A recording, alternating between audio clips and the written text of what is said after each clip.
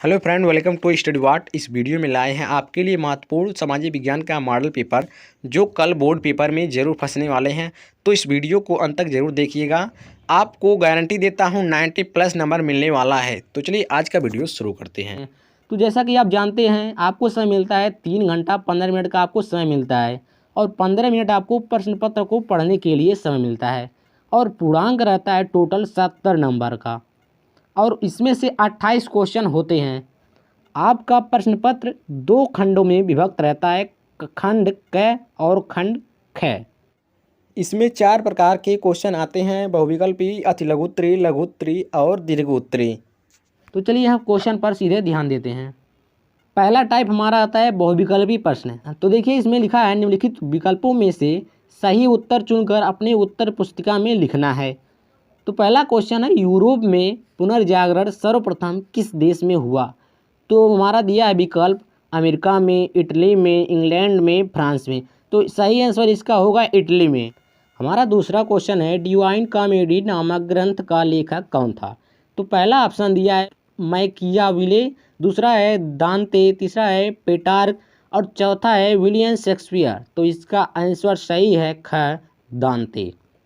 हमारा तीसरा क्वेश्चन है वंदे मातरम गीत के रचयिता कौन थे। तो हमारा दिया है विकल्प दिया है रविंद्रनाथ टैगोर, सोहन लाल द्विवेदी, बंकिम चंद्र चटर्जी, रामधारी सिंह दिनकर। तो सही आंसर होगा बंकिम चंद्र चटर्जी। चौथा हमारा क्वेश्चन है वास्को डी गामा भारत भूमि पर किस वर्ष में पहुंचा। तो दिया है विकल्प में 1492, 1496, 1498, 1494। इसका सही आंसर है 1498, विकल्प दिया है ग। तो यही सही उत्तर है। अब हमारा पांचवा क्वेश्चन है राज्यसभा में राष्ट्रपति द्वारा कितने सदस्य मनोनीत किए जाते हैं। तो इसमें विकल्प दिया है क ख ग घ। तो पहला विकल्प है 14, 15, 13, 12। तो इसका सही आंसर विकल्प घ 12 है। हमारा छठवां क्वेश्चन है भारत में उच्चतम न्यायालय के न्यायाधीशों की नियुक्ति करता है। तो इसमें भी विकल्प दिया गया है 4। पहला है उपराष्ट्रपति, राष्ट्रपति, प्रधानमंत्री, गृह मंत्री। इसका सही आंसर है राष्ट्रपति। राष्ट्रपति हमारा उच्च न्यायालय के न्यायाधीशों की नियुक्ति करता है। अब दूसरा है अतिलघुत्तरी प्रश्न। फ्रांस क्रांति के किन्हीं 2 दार्शनिकों के नाम लिखिए। प्रश्न 7वां कह रहा है। तो इसके 2 दार्शनिक है वोल्टेयर, मॉन्टेस्क्यू। इनके 2 दार्शनिक के नाम हैं। 8वां क्वेश्चन है आर्य समाज की स्थापना किसने की। इसकी स्थापना कब की गई थी। तो आर्य समाज की स्थापना स्वामी दयानंद सरस्वती ने 1885 में किया था। हमारा 9वां क्वेश्चन है भारतीय संघ में कितने राज्य हैं। दक्षिण भारत के किन 2 राज्यों के नाम लिखिए और उनकी राजधानियां भी लिखना है। भारतीय संघ में 29 राज्य हैं। दक्षिण भारत के 2 राज्य केरल, तेलंगाना हैं और उनकी राजधानी तिरुवनंतपुरम और हैदराबाद है। अब आ गया लघुत्तरी प्रश्न। उच्च न्यायालय के न्यायाधीशों को उनके पद से हटाने की प्रक्रिया है, स्पष्ट कीजिए। ये 3 नंबर का है। आपको ये क्वेश्चन याद करना जरूरी है, ये पूछ भी सकता है। तो आप इसको याद कर लीजिएगा। या इसमें दिया है या करके राज्य में राज्यपाल की संवैधानिक स्थिति का उल्लेख कीजिए। या इसको कीजिए या तो इसको कीजिए। ये हो गया। हमारा 11वां क्वेश्चन है गांधी जी ने असहयोग आंदोलन क्यों स्थगित कर दिया। ये क्वेश्चन हमारा है 3 नंबर का। इसको कर लेंगे तो आपको 3 नंबर फिक्स से मिल जाएगा। या फिर इसको छोड़कर दूसरा क्वेश्चन कर सकते हैं 1857 की क्रांति की असफलता के किन्हीं 3 कारण बताइए। इसको कर लेंगे तो भी 3 नंबर मिल जाएगा। तो आप इसको याद कर लीजिएगा। ये लघुत्तरी प्रश्न है, अति लघुत्तरी से थोड़ा बड़ा रहता है। हमारा 12वां क्वेश्चन है, देखिए 12वां क्वेश्चन है ये दीर्घोत्तरी प्रश्न है, मतलब लघुत्तरी से और बड़ा रहता है। हमारा 12वां क्वेश्चन है मानवाधिकार से क्या तात्पर्य है। इसके अंतर्गत कौन से अधिकार आते हैं। क्या भारत के संविधान में इसका समावेश हुआ है। ये क्वेश्चन है हमारा 2+2+2 मतलब 6 नंबर का ये क्वेश्चन है। आप इसको कर लेंगे तो 6 नंबर फिक्स है। इसको याद कर लीजिएगा। या फिर इस क्वेश्चन को कर सकते हैं भारतीय सैन्य संगठन का संक्षिप्त विवरण दीजिए। ये भी बड़ा क्वेश्चन है, 6 नंबर का है, आपको 6 नंबर मिल जाएगा। तो सबसे आसान ये है, ये याद कर लीजिएगा। और हमारा 13वां क्वेश्चन है, राष्ट्रपति किन परिस्थितियों में देश में संकटकालीन स्थिति घोषणा कर सकता है, व्याख्या लिखिए। ये भी 6 नंबर का है, तो इसको ज़रूर याद कर लीजिएगा। या फिर उसको नहीं कर सकते हैं तो आप कर लीजिएगा, राज्य में मुख्यमंत्री की नियुक्ति कैसे होती है, राज्य के प्रशासन में उसकी भूमिका का महत्व स्पष्ट कीजिए। इसको भी कर सकते हैं। 2 + 4 मतलब इतना लिखेंगे तो आपको 2 नंबर मिलेगा, और इतना और लिख देंगे तो 4 नंबर, मतलब टोटल मिल जाएगा 6 नंबर। तो आप इसको ज़रूर याद कर लीजिएगा। अब देखिए आता है मानचित्र संबंधी प्रश्न। तो आपको मिलता है 14वां जो प्रश्न है वो मिलता है मानचित्र संबंधी प्रश्न। तो देखिए आप पहले निर्देश पढ़ लीजिएगा। निम्नलिखित स्थानों को भारत के दिए गए रेखा मानचित्र में आपको मानचित्र एक मिलेगा, उसमें आपको दर्शाना रहता है। मानचित्र में चिन्ह द्वारा दर्शाइए, तो आपको इस चिन्ह से दर्शाना है। और इसके बाद क्या लिखा है, सही नाम तथा सही अंकन के लिए 2 अंक निर्धारित हैं, मतलब आधा अंक। तो देखिए हमारा पहला क्वेश्चन है, वह स्थान जहाँ गांधी जी का जन्म हुआ था, तो यह स्थान है गुजरात। तो गुजरात में ही गांधी जी का जन्म हुआ था, तो इसको आप मानचित्र में गुजरात को दर्शा दीजिएगा। तो आपको मिल जाएगा 1/2 + 1/2, मतलब 1 नंबर आपको मिल जाएगा इस पर।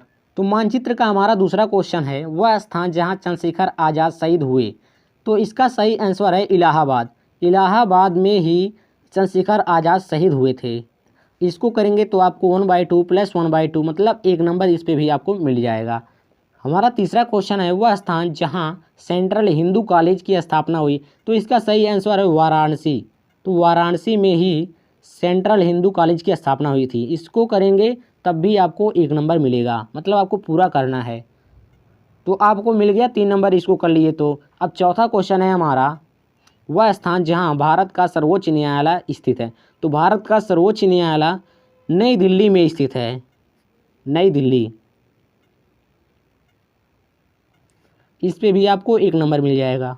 मानचित्र का हमारा 5वां क्वेश्चन है, वह स्थान जहां स्वर्ण मंदिर स्थित है। तो यह स्थान है पंजाब, अमृतसर पंजाब में स्वर्ण मंदिर स्थित है। तो इसका आंसर हो जाएगा पंजाब। इसको आप मानचित्र में दर्शा दीजिएगा, आपको इस पर भी 1 नंबर मिल जाएगा। तो आपको टोटल 5 नंबर मिल जाएगा मानचित्र पर। अब यहाँ पर देखिए, केवल दृष्टिबाधित परीक्षार्थियों के लिए, ये दृष्टिबाधित छात्राओं के लिए क्वेश्चन है। देखिए अब हमारा आता है खंड ख। इसमें पहला क्वेश्चन होता है बहुविकल्पी प्रश्न। तो देखिए इसमें 15वां क्वेश्चन है, निम्नलिखित में से कौन मानवकृत आपदा है। तो भूस्खलन ये तो नहीं है, बाढ़ ये भी नहीं है, रासायनिक विस्फोट। तो हमारा यही सही आंसर है ग, रासायनिक विस्फोट जो है वह मानवकृत आपदा है। 16वां क्वेश्चन है, भारत की जनगणना 2011 के अनुसार भारत में जनसंख्या घनत्व है। तो इसका सही आंसर हो जाएगा 382। विकल्प घ सही आंसर है यही, तो आप इसको याद कर लीजिएगा। 17वां क्वेश्चन है, निम्नलिखित में से किस राज्य की जनसंख्या सर्वाधिक है। दिल्ली, पश्चिम बंगाल, महाराष्ट्र, पंजाब। तो इसका सही आंसर है विकल्प क, दिल्ली में। हमारा 18वां क्वेश्चन है बहुविकल्पी, अधोभौतिक जल में जल के स्रोत हैं, नदियाँ, वर्षा जल, झीलें और तालाब, इनमें से सभी। तो ये सब जल के स्रोत हैं, तो इसका सही आंसर होगा विकल्प घ, इनमें से सभी।